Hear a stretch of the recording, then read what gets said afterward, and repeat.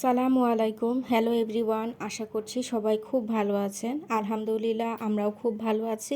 চলে আসলাম আরেকটি নতুন ব্লগ নিয়ে আপনাদের সামনে। আমি ফারহানা, ব্লগ বাই সেহেরস মম থেকে। আজকের ব্লগটি দেখে হয়তো বা অনেক অবাক হচ্ছেন যে আবার কিসের জন্মদিন হচ্ছে। আসলে আমি যখন কাকার মৃত্যু সংবাদটা আপনাদেরকে দিয়েছিলাম বাড়ি থেকে আসার পরে, ওই ব্লগের আগে আপনাদের সাথে আমার মেয়ের তৃতীয় জন্মদিনের কিছু প্রিপারেশন শেয়ার করেছিলাম, কিন্তু সেই জন্মদিনের ব্লগটি আর শেষ করতে পারিনি। বাড়ি থেকে আসার পর সেই কাকার কিছু ভিডিও, মানে তার সম্পর্কিত কিছু কথা নিয়ে ব্লগ তৈরি করার পরে আমার আর এই ব্লগটার কথা মনে ছিল না।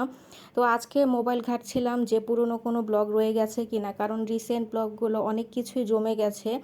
অনেক দিন ধরে ব্লগ কন্টিনিউ দিতে পারিনি বলে বেশ কিছু ভিডিও মোবাইলে একদম জমে যাওয়াতে নতুন করে ভিডিও করতেও পারছি না, তাই এগুলো দিয়ে দিয়ে ক্লিয়ার করতে হবে।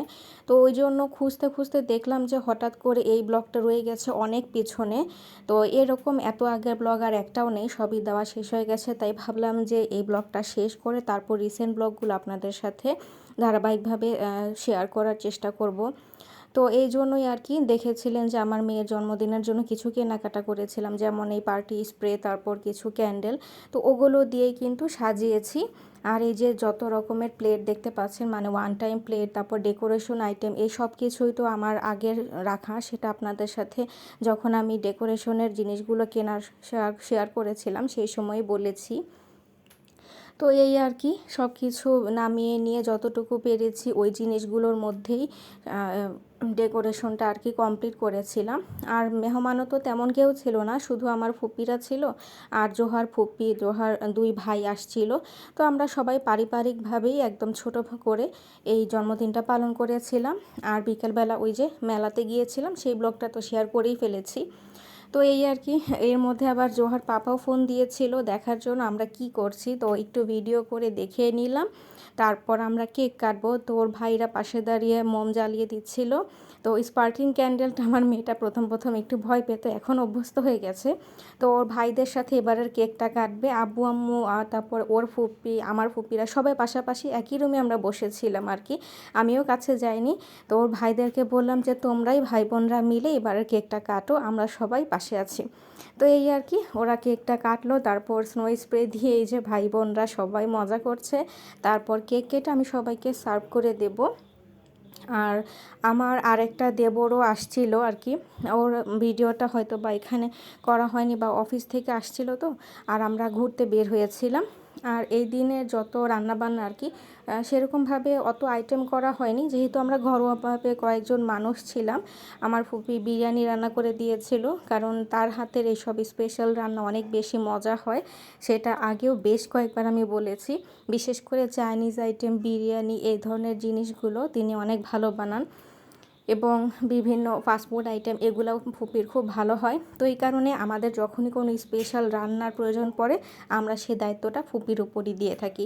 তো বরাবরের মতো এবারের রান্নাটাও ফুপি করেছিল, কিন্তু আমি আর সেরকমভাবে ভিডিও করিনি, কারণ বারবার একই রেসিপি, বিরিয়ানি তো খুবই সাধারণ বিষয়, সবাই ঘরে ঘরে করতে পারেন, তাই সেই ভিডিওটা আর করা হয়নি।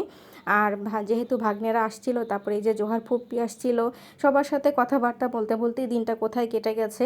এই ব্লগগুলো কখন করব, ভিডিও তৈরি করার কথা আমার অ্যাকচুয়ালি মনেও থাকে না। আমার বোন যখন বাসায় থাকে অফিস করে আসার পরে, তখন ম্যাক্সিমাম ভিডিওগুলো ওই করে থাকে। আমার সবসময় এগুলো করার মতো ওইভাবে এনার্জিও থাকে না, আর দেখা যায় কাজের তাড়াহুড়াতে থাকলে ভিডিও করার মতো ইচ্ছাটাও হয় না। তো এই আর কি, সবার জন্য কেকটা কেটে নিয়েছিলাম। ও আরেকটা কথা বলতে ভুলে গেছি, এখানে যে কেকটা দেখতে পাচ্ছেন এই কেকটা কিন্তু অনেক বেশি স্পেশাল। এটা জন্মদিনের কেক বলে শুধু তাই নয়, এই কেকটা কিন্তু আমার মেয়ের বড় ভাই, মানে ওর ফুফাতো ভাই, তার প্রথম ইনকামের টাকা থেকে এই কেকটা ওকে গিফট করেছিল। এবং তার সাথে শুধু এইটাই নয়, আরও একটা অনেক বড় সাইজের টেডি, যেটা ওর থেকেও, মানে আমার মেয়ের থেকেও অনেক বড় হলেও নিতে পারতো না, সেটাও গিফট করেছিল। তো ওইবার ওর হচ্ছে টিউশনে প্রথম টাকা পেয়ে পুরো টাকাটাই আমার মেয়ের জন্মদিনের পেছনে খরচ করেছিল।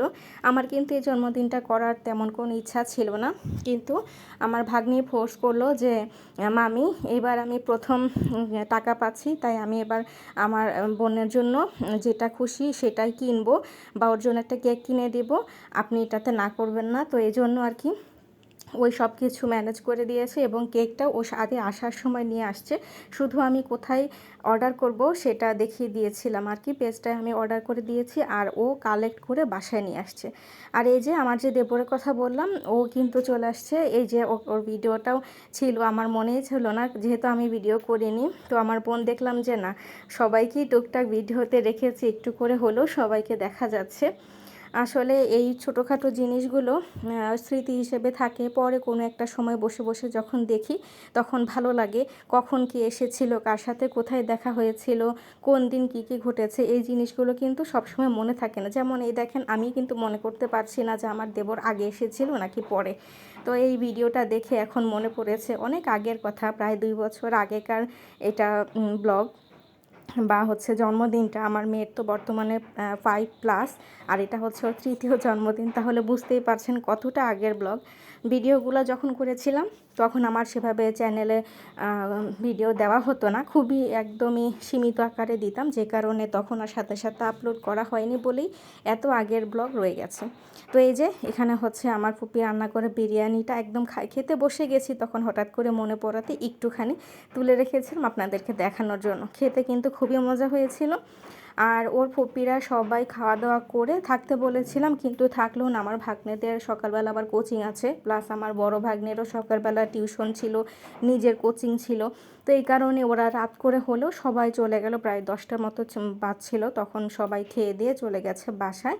তারপর এই তো ফ্রি হয়ে এই যে দেখেন আমার মেয়ের তখন দিন শেষে নাচ বের হচ্ছে। মানে মানুষ দেখলে তখন সেগুলো সব ভুলে যায়, আর যখন সে একা থাকে তার খালামণিকে সাথে নিয়ে মিউজিক বাজিয়ে তারপর লাইটের সাথে একা একা সারা রাত ধরে নাচানাচি করবে, এরকম একটা প্রিপারেশনে সে ছিল। অনেক কষ্ট করে তাকে ধরে বেঁধে 1 ঘন্টা পরে নিয়ে আসছি 12টার দিকে ঘুম পাড়ানোর জন্য। মানে সে পারলে সারা রাতই জেগে থাকে, এত এনার্জি। আমরা সবাই ক্লান্ত হয়ে গেছি বাইরে থেকে ঘুরে এসে, কিন্তু আমার মেয়ের এনার্জি একটুও ডাউন হয়নি। তো এই যে সব কিছু এলোমেলো অবস্থায় পড়ে আছে, এগুলো সব গোছাতে হবে। আর এই যে টেডিটা দেখতে পাচ্ছেন, এটাই কিন্তু ওর ভাই নিয়ে আসছিল। তো আজকের ব্লগটি আপনাদের কেমন লাগলো আমাদেরকে কমেন্ট করে জানাতে পারেন। আর পরবর্তী ব্লগগুলো ইনশাল্লাহ আমরা আপনাদের সাথে রিসেন্ট ব্লগগুলো শেয়ার করার চেষ্টা করব। ততক্ষণ পর্যন্ত সবাই অনেক অনেক ভালো থাকবেন এবং আমাদের জন্য দোয়া রাখবেন। আল্লাহ হাফেজ, আসসালামু আলাইকুম।